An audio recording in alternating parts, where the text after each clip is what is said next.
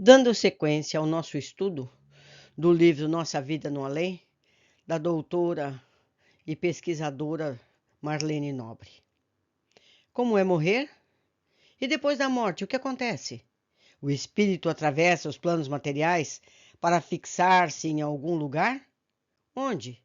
Quais são os fatores que influem na sua adaptação à vida nova? Neste livro você encontra as respostas para essas perguntas. E se você está chegando agora, vá à playlist, veja desde o primeiro vídeo. Caso Adelaide, que está em Obreiros da Vida Eterna, no capítulo 11 e 19. A equipe do assistente Jerônimo estava incumbida ainda de levar mais duas senhoras, Albina e Adelaide. Eu esclareço a vocês, nesse livro, essa equipe vem buscar várias pessoas. Então, são esses os vários casos que eles recolheram essas pessoas para levar para o mesmo lugar. Foram para a casa de Fabiano e de lá reencaminhados, cada um para sua colônia específica.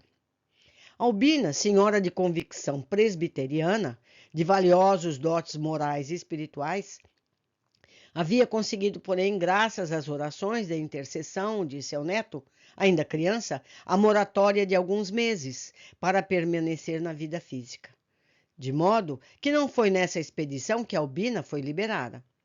Constatamos assim que a morte física pode ser adiada conforme o merecimento da criatura encarnada e daqueles que a amam, tanto no plano físico quanto no espiritual. Adelaide era professora dedicada, amparara maternalmente os órfãos da instituição espírita cristã, onde morava e dava assistência por decênios. Havia desenvolvido tarefas no campo da mediunidade, socorrendo os enfermos, apesar de duras pedradas recebidas por causa do belo trabalho desenvolvido em favor do bem. Por tudo isso, ela estava apta a realizar uma desencarnação rápida, sem dar maior trabalho à equipe, segundo a observação de Bezerra de Menezes, seu guia espiritual. De fato, o único empecilho que teve de ser contornado foram os pensamentos de retenção dos amigos e colaboradores encarnados que não a deixavam partir. Então, meus amigos, vejam bem a responsabilidade de todos nós que, por egoísmo, prendemos as pessoas que amamos, fazendo com que elas sofram situações desnecessárias no momento da passagem da vida física para a vida espiritual. Depois que essa redoma de material mental foi retirada de seu quarto de dormir, pela conscientização dos queridos cooperadores de que sua missão chegara ao fim, Adelaide pôde, enfim, desprender-se, e o fez de uma maneira inesperada. Ela mesma, sem assistência de Jerônimo, desligou os centros perispiríticos do plexo solar e do coração. A ocorrência singular, que provocou o espanto de André Luiz, foi esclarecida por Jerônimo. A cooperação de nosso plano é indispensável no ato conclusivo da libertação. Todavia, o serviço preliminar do desenlace do plexo solar e mesmo do coração pode, em vários casos, ser levado a efeito pelo próprio interessado, quando este haja adquirido, durante a experiência terrestre, o preciso treinamento com a vida espiritual mais elevada.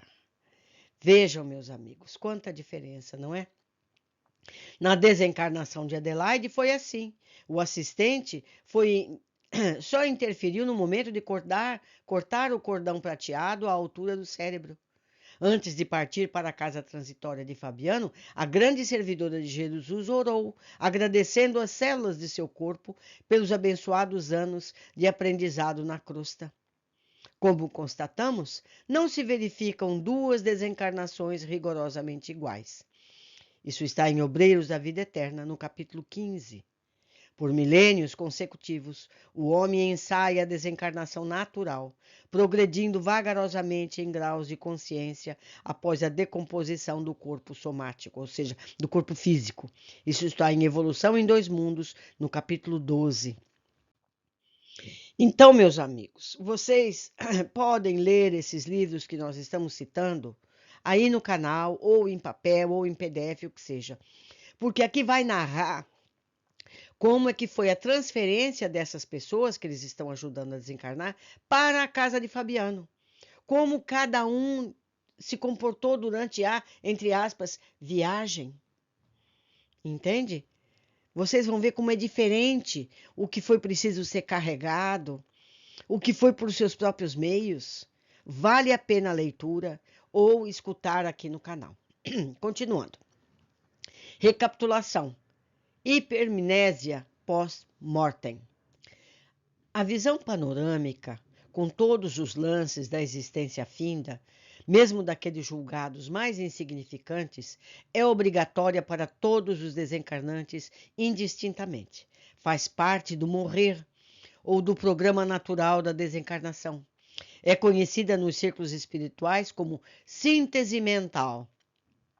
Assim como recapitula, nos primeiros dias da gestação, todos os lances da sua evolução filogenética, a consciência examina em retrospecto, de minutos ou de longas horas, durante o coma ou cadaverização no veículo físico, todos os acontecimentos da própria vida, nos prodígios de memória a que se referem os desencarnados quando descrevem para os homens a grande passagem para o sepulcro. Isso está em Evolução em Dois Mundos, no seu capítulo 12. Então, meus amigos, no momento que a gente passa para o plano espiritual, a gente relembra de todos os momentos que nós vivemos como um filme acelerado. Tudo que nós fizemos. Então, esse é o juízo. Nós fazemos o nosso juízo de tudo que fizemos de bom, de mal, de certo e de errado. Entenderam? Diz que em todos os casos isso é assim. Vamos continuar. Toda vez que o espírito vai recompor o perispírito, seja no renascimento biológico ou na desencarnação, a mente revisa automaticamente todas as experiências pelas quais passou. Age dessa forma, imprimindo magneticamente às células que se desdobrarão em unidades físicas e psicossomáticas no corpo físico e no corpo espiritual, as diretrizes a que estarão sujeitas dentro do novo ciclo de evolução em que ingressam. Em linguagem moderna, é como se a gente fizesse download de nossa vida para um pendrive espiritual para que ele siga conosco. Não é? Acho que é um resumo. Essa expressão resume bem a situação.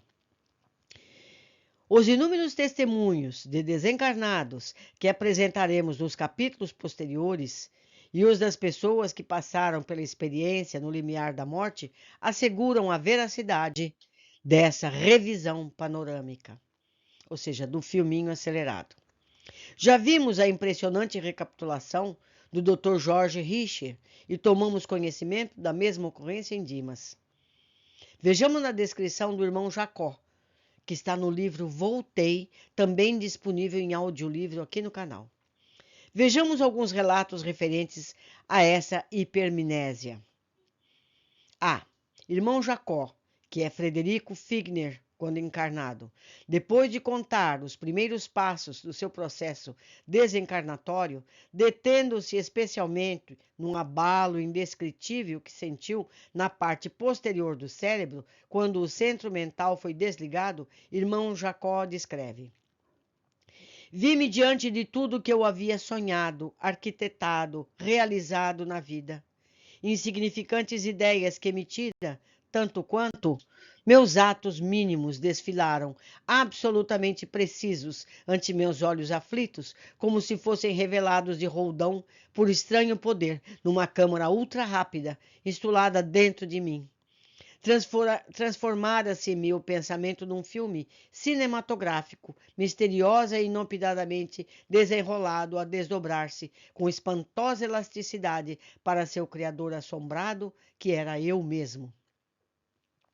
Relato de Luiz Antônio Biásio. Desencarnou aos 29 anos em Ribeirão Preto, interior de São Paulo. Esse texto está em Vozes da Outra Margem. Gozando aparentemente de boa saúde, determinava a sua bolsa de estudos para residente 3 no departamento de psiquiatria do Hospital das Clínicas dessa cidade, quando teve morte súbita, levando à desolação os familiares, amigos e colegas. Cerca de um ano depois de sua morte, enviou uma comovedora carta à sua mãe, Leda, da qual destacamos. Alguma ruptura de vasos me atingira, porque por mais que buscasse falar, no mais encontrei a possibilidade de qualquer expressão dentro da noite alta. Rememorei meus estudos de medicina, revisei os meus doentes, os meus apuros na psiquiatria, para definir as emoções, e em seguida, querida mãezinha, as recordações de infância e do lar desfilaram diante da minha visão íntima. De tudo me lembrei, de seus sacrifícios, dos sacrifícios do papai Caetano, para que eu pudesse cumprir o meu ideal num curso de ordem superior. Revi a querida irmãzinha Maria Clara a perguntar-me sobre o que eu preferia para essa ou aquela merenda, que não esqueci de nossas preces do tempo de criança. O estudo, as exigências da vida, as lutas naturais de um rapaz que deseja atingir a própria maturação de um dia para outro, tudo estava ali comigo, naqueles instantes nos quais me sentia naufragar num mar de névoa. Durante o coma, ou mesmo na enfermidade prolongada, o paciente já pode estar fazendo uma espécie de preparo do desligamento próximo, um inventário da própria vida, tal como fez o Dr. Luiz Antônio Biasio no momento da desencarnação. A doutora Kubler-Ross detectou esse dado em seus seminários. Está no livro Perguntas sobre a Morte e o Morrer. Muitos de seus pacientes moribundos têm revivido experiências de sua vida pregressa. Penso que se trata de um período em que o paciente desligou todo o fluxo externo de entrada, em que começa a desligar-se e fica introspectivo, em que tenta relembrar incidentes e pessoas importantes para ele, em que repassa mais uma vez sua vida passada, numa tentativa de resumir, talvez, o valor dela, buscar o seu sentido. Descobrimos que pequenos momentos e lembranças marcantes com pessoas queridas são de grande valia para o paciente nos seus derradeiros dias. Mas o motivo, meus amigos, para a gente não abreviar a morte de ninguém. Cordão de prata. Alongando o raio do meu olhar, verifiquei a existência de prateado fio, ligando-me o novo organismo à cabeça imobilizada. Isso está no livro Voltei, em seu capítulo 3. Assim comenta Jacó, a torturante emoção que sentiu a constatar a duplicidade de corpos, interligados por um fio de forças vivas, semelhante a um cordão umbilical. Algumas horas antes do enterro, os benfeitores espirituais cortaram esse cordão prateado.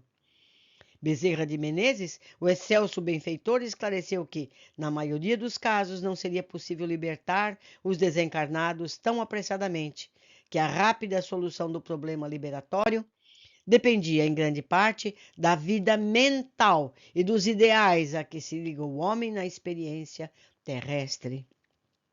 Então, meus amigos, vamos ser menos egoístas, vamos pensar menos em coisas, não é? Esse relato está no livro Voltei, em seu capítulo 5. Como já vimos nos casos anteriores, Dimas teve fio prateado cortado 2 horas antes da saída do cortejo fúnebre. Fábio, 1 hora depois do desligamento do centro metal. Adelaide, imediatamente, enquanto Cavalcante precisou de um prazo maior do que todos dos seus companheiros de excursão.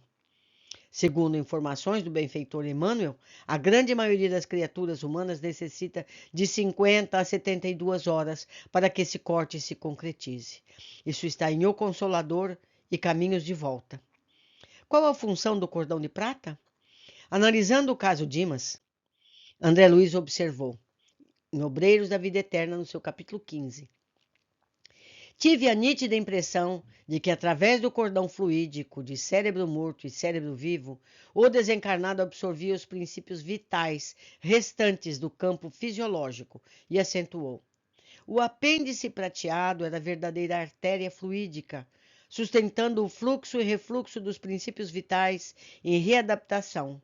Retirada a derradeira via de intercâmbio, o cadáver mostrou sinais quase de imediato de avançada decomposição. É como se fosse um cordão umbilical, é exatamente. Fazendo uma correlação entre o estudo da metamorfose da alma de crisálida à borboleta e o desligamento dos 3 centros de força mais importantes, concluímos que a manutenção do cordão de prata está diretamente relacionada ao processo de histogênese espiritual. O perispírito, que serviu de intermediário ao espírito para modelar o organismo biológico e atuar sobre ele, tem agora de passar por modificações estruturais, especialmente do aparelho digestivo, sistema digestório, os músculos, para servir-lhe de veículo na vida no além. O sono, a revisão panorâmica, o cordão de prata estão diretamente implicados nessas modificações, ou seja, na construção desses órgãos novos que, por sua vez, obedecerá sempre o estado mental ou o patrimônio espiritual alcançado pelo desencarnado. Então, meus amigos, é estudar, estudar, estudar para que a nossa vida no plano espiritual seja cada vez mais fácil. Aprendemos que nesse processo transformador do corpo sutil não termina necessariamente aí no liminar da vida nova, mas prossegue ao longo da vida espiritual, enquanto esses órgãos novos no corpo espiritual não estiverem concluídos, pelo menos na sua tessitura básica. A alma permanece em estado de pupa ou crisálida, incapaz de sair do próprio casulo. Quanto mais longa a permanência na erraticidade, a demora na retomada de um novo corpo físico, mais o perispírito incorpora elementos da outra dimensão. Para ingressar novamente no corpo físico, o espírito deverá despojar-se desses elementos. A esse respeito, há referências detalhadas no livro Missionários da Luz, quanto trata da reencarnação de Segismundo. Livro esse também já lido aqui em nosso canal. Ficamos hoje por aqui, deixo o meu e-mail, caso desejem algum material deste capítulo. Até breve, meus amigos.